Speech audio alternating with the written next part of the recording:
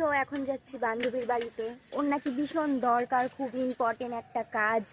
তো ওর বাড়িতে যাচ্ছি, দেখি ও কী বলে।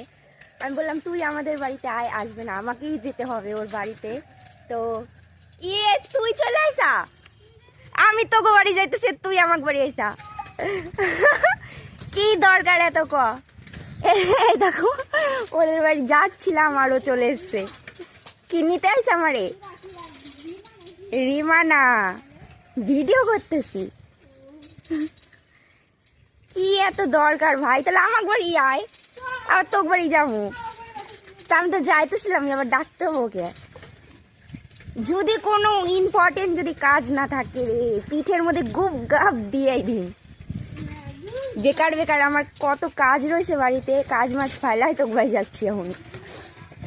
সো ওদের বাড়ি আমিই যাচ্ছিলাম, তারপর দেখি ও নিতে এসছে আমাকে। নিতে আসেনি মানে আমি যাবো না জোর করে, তো বলছি ঠিক আছে কোনো ব্যাপার না, যাচ্ছি, দেখি কোনো কিছু যদি না হয়